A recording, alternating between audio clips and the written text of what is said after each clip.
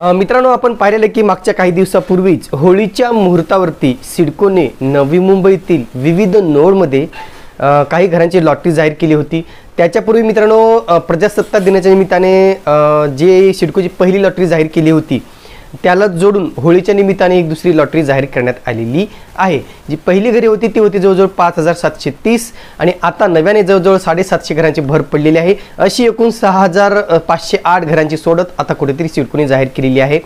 आणि याच्या संदर्भात अनेकांनी कमेंट्स केल्या, अनेकांनी प्रश्न केले की सर याची सविस्तर जाहिरात कुठे बघायला मिळेल, या घरांच्या डिटेल्स काय आहे, त्या घरांची किंमत काय आहे किंवा नेमकी घरे कुठे उपलब्ध आहेत। तर या संदर्भात आज आपण सविस्तर माहिती पाहणार आहोत आणि त्याशिवाय नेमकं जाणून घेणार आहोत की नेमका ह्या लॉटरीसाठी अर्ज करण्यासाठी आपल्याला काय करावं लागणार आहे आणि नेमकं या ठिकाणी कोणते कोणते नियम सिडकोकडून बदलण्यात आलेले आहेत। नमस्कार मित्रांनो, कसे आहात सगळे? मजेत ना? स्वागत आहे आपल्या सर्वांचं या यूट्यूब चॅनलवरती ज्याचं नाव आहे RK प्रॉपर्टी न्यूज।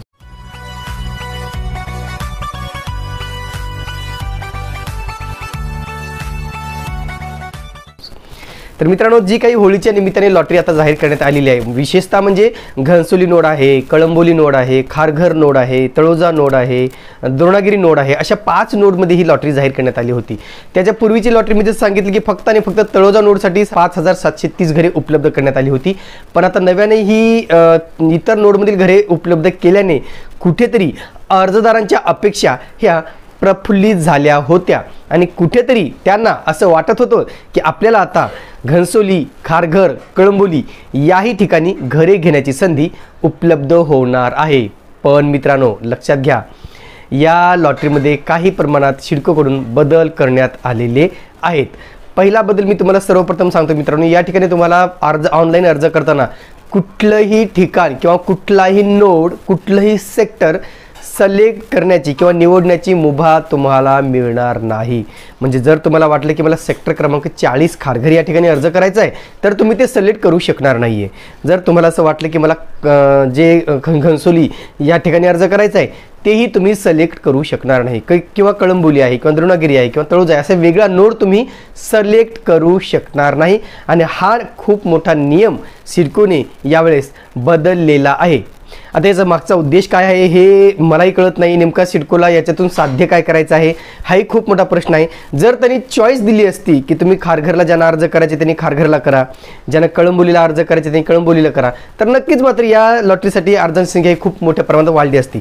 माझ्या माहितीप्रमाणे मित्रांनो, कालपर्यंत फक्त 12000 अर्ज या लॉटरीसाठी जमा झालेले आहेत, फक्त 12000 अर्ज। आणि एकंदरीत या म्हणजे सोडतीसाठी एक वेळा मुदतवाढ सुद्धा दिलेली आहे।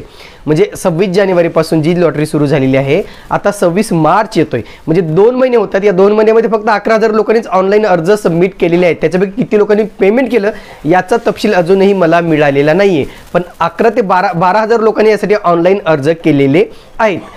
दुसरा प्रश्न महत्त्वाचा मित्रांनो, अनामत रक्कम आपल्याला माहिती आहे की अनामत रकमेतही खूप मोठा बदल करण्यात आलेला आहे। EWS साठी अनामत रक्कम 75000 ठेवलेली आहे आणि LIG साठी अनामत रक्कम ही 1.5 लाख रुपये ठेवण्यात आलेली आहे। त्याच्यावर प्लस तुम्हाला 280 रुपये हे अर्जाचे वेगळे भरायचे आहेत। हा एक दुसरा नियम बदलण्यात आलेला आहे, म्हणून हे 2 नियम तुम्ही व्यवस्थित लक्षात घेऊनच पुढील प्रोसेस पूर्ण करायची आहे।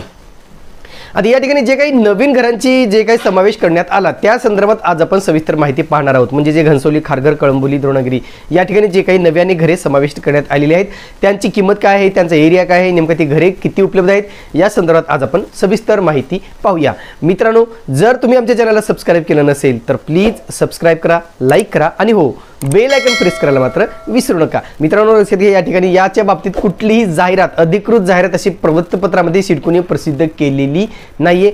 फक्त आणि फक्त लॉटरी पेजवरती त्यांनी एक शुद्धीपत्रक टाकलेलं आहे आणि त्या शुद्धीपत्राच्या अनुषंगानेच आपल्याला यासाठी अर्ज करायचे आहेत। दुसरी महत्त्वाची गोष्ट मित्रांनो, या लॉटरीसाठी अर्ज करण्याची अंतिम मुदत आहे 24 मार्च 2022। अर्थातच 24 मार्चपर्यंत तुम्ही नोंदणी करू शकता आणि 25 मार्चपर्यंत तुम्ही यासाठी ऑनलाईन अर्ज करू शकता। म्हणून या दोनही गोष्टी लक्षात घ्या, उद्या आहे नोंदणीची शेवटची तारीख आणि परवा आहे ऑनलाईन अर्ज करण्याची शेवटची तारीख। पण आत्ता कुठेतरी नव्याने होळीच्या निमित्ताने घरे समाविष्ट केल्यामुळं ही मुदतवाढ अजूनही 1 महिन्याने वाढली जाऊ शकते अशी माझी वैयक्तिक मत आहे। कारण ह्याच्यापूर्वीची जर सिडकोच्या लॉटरीचा विचार केला तर त्यांनी 2-2, 3-3 महिने त्या सोडतीला मुदतवाढ दिली आहे आणि यावेळेस नक्कीच मुदतवाढ मिळू शकते असं मला वाटत आहे।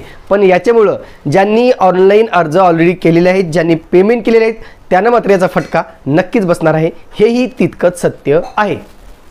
तर मित्रांनो, चला तर आपण पाहूया नेमका या लॉटरीमध्ये कोणती घरे नव्याने समाविष्ट केली गेली आहेत। चला तर पहा मित्रांनो, या ठिकाणी एक शुद्धीपत्रक सिडको लॉटरी पेजवरती उपलब्ध करून देण्यात आलेले आहे। त्या शुद्धीपत्रकामध्ये काय दिलेलं आहे, जर पूर्वीचे जे काही सिडकोच्या तळोजा नोडमध्ये घरे उपलब्ध होती त्याच्या संदर्भात माहिती दिलेली आहे। म्हणजे सेक्टर क्रमांक 21, 22, 27, 37, 34 आणि 36 या ठिकाणी जी काही 5730 घरे उपलब्ध करण्यात आली होती त्याची एक माहिती दिलेली आहे आणि त्याच्यामध्ये ॲडिशनल इतर घरे जी नव्याने समाविष्ट केलेली आहेत त्याचं एक शुद्धीपत्रक देण्यात आलेलं आहे, तेही आपण पाहूया।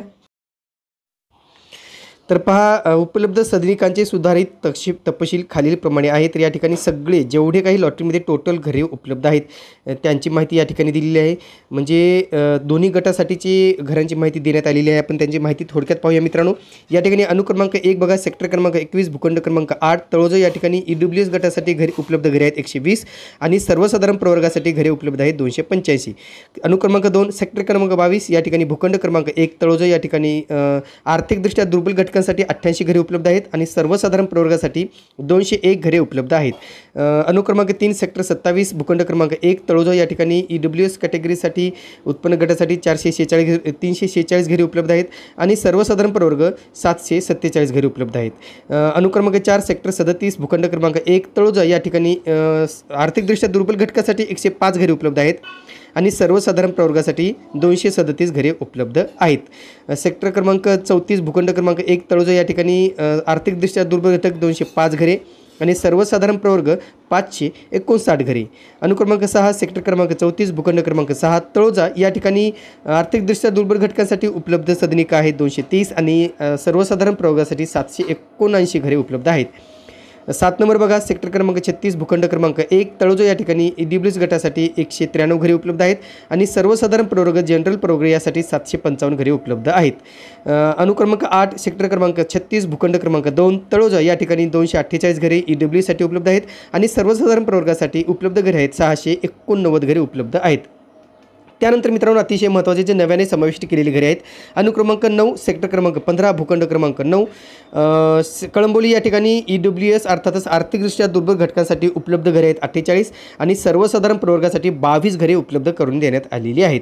अनुक्रमांक 10 सेक्टर क्रमांक 40 भूखंड क्रमांक 1 खारघर या ठिकाणी EWS उत्पन्न गटाकरिता अर्थातच आर्थिकदृष्ट्या दुर्बल घटकांकरिता 129 घरे आणि सर्वसाधारण प्रवर्गाकरिता 88 घरे उपलब्ध करण्यात आलेली आहेत। ही संख्या त्यामानाने बरी आहे असं म्हणू शकतो।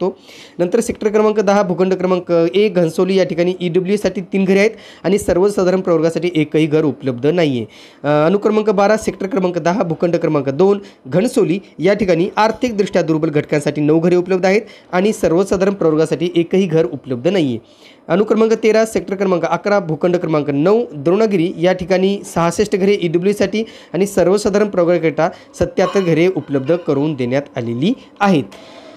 त्यानंतर 14 क्रमांक बघा, सेक्टर क्रमांक 12 भूखंड क्रमांक 63 द्रोणागिरी या ठिकाणी EWS गटाकरिता 56 घरे आणि सर्वसाधारण गटाकरिता 85 घरे आहेत। आणि शेवटचं बघा, अनुक्रमांक 15 सेक्टर क्रमांक 12 भूखंड क्रमांक 68 द्रोणागिरी या ठिकाणी आर्थिकदृष्ट्या दुर्बल घटकांसाठी 59 घरे आहेत आणि सर्वसाधारण प्रवर्गासाठी 79 घरे उपलब्ध करून देण्यात आलेली आहेत।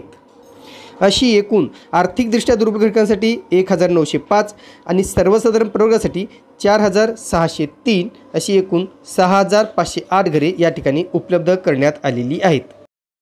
यानंतर मित्रांनो, या घरांचा तपशील आपण पाहूया जे नव्याने समाविष्ट करण्यात आलेले आहेत। उपलब्ध करून देण्यात आलेल्या अतिरिक्त सदनिकांचा तपशील व विक्री किंमत।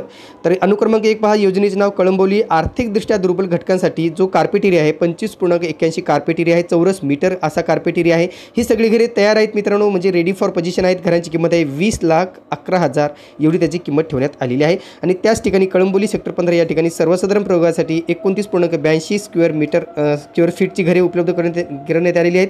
किंमत आहे 28,62,000 एवढी त्याची किंमत आहे।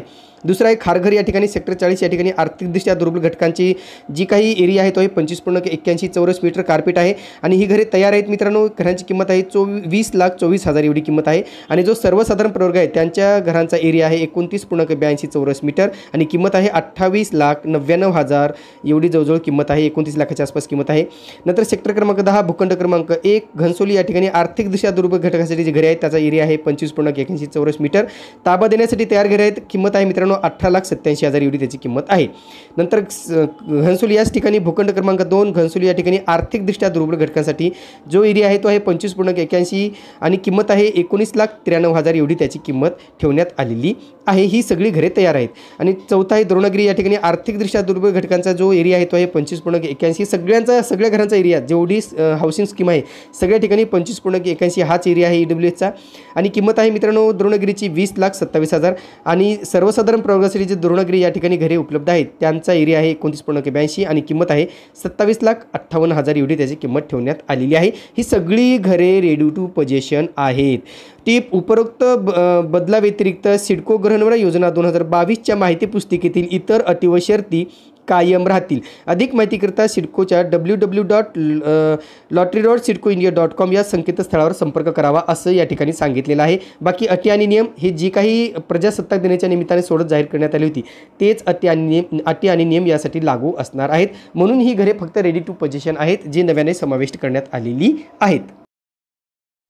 तर थोडक्यात आपण एकदा पुन्हा एकदा वेळापत्रक पाहूया मित्रांनो। वेळापत्रक काय आहे ते बघा। रजिस्ट्रेशन तारीख आहे तुम्हाला 24 मार्च 2022 रात्री 8 वाजेपर्यंत तुम्ही यासाठी रजिस्ट्रेशन करू शकता 8 वाजेपर्यंत।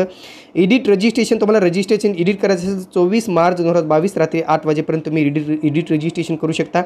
ऑनलाईन अर्ज भरण्याची शेवटची तारीख आहे 25 मार्च 2022 रात्री 11:59 ऑनलाईन पेमेंट करण्याची तारीख आहे 25 मार्च 2022 रात्री 11:59 RTGS आणि NEFT बँकेत जाऊन करायचं असेल तर 25 मार्च रोजी रात्रीच्या 11:59 दिले, पण तुम्ही त्या बँकेच्या टायमामध्ये ते पेमेंट करू शकता आणि RTGS NEFT पेमेंटचं काही आहे ते 25 मार्चलाच तुम्ही करू शकता, म्हणजे 25 मार्च ही शेवटची तारीख आहे RTGS किंवा पेमेंट करण्याची। आणि जी काही पुढे आपण पाहूया तर लिस्ट ऑफ ॲक्सेप्टेड ॲप्लिकेशन ती लागणार आहे 31 मार्चला। List of accepted application pending आहे ते आता त्या 4 एप्रिलला लागणार आहे। ड्रॉ होणार आहे मित्रांनो 8 एप्रिल आणि विनरची लिस्ट लागणार आहे 8 एप्रिल आणि रिफंड येणार आहे 9 एप्रिलपासून तुमचं रिफंड सुरू होणार आहे। पण मित्रांनो मी पुन्हा सांगतो याच्यामध्ये बदल केला जाऊ शकतो। उद्या याच्यामध्ये आपल्याला समजेल अपडेट, जर ह्याच्यात वाढ केली मुदतवाढ दिली तर कदाचित ह्याच्यामध्ये अजून काही मुदतवाढ मिळू शकते सिडकोकडून। तर पाहिलेत मित्रांनो एकंदरीत तुम्हाला अंदाज आला असेल की नेमकं ही नवीन घरे या ठिकाणी समाविष्ट केलेली आहेत। परत तुम्हाला सांगतो या ठिकाणी तुम्हाला पर्याय निवडण्याचा कुठलाही चॉईस नाही आहे, त्याच्यामुळे अनेक अर्जदार नाराज आहेत। अनेकांनी मला कमेंट्स केले की सर असं होते तिथे चॉईस येत नाही, आम्हाला कुठला सेक्टर निवडायचा आहे, आम्ही तो निवडू शकत नाही आहे, मग अर्ज करू किंवा नको करू। मित्रांनो लक्षात घ्या RK प्रॉपर्टी न्यूज कडून एक कळकळीची विनंती केली जाते की या लॉटरीसाठी तुम्हाला अर्ज करायचे असतील तर ते पूर्णपणे तुमच्याच जे काही तुमचा निर्णय असेल त्याच्याच अनुषंगाने तुम्ही ह्यासाठी अर्ज करा।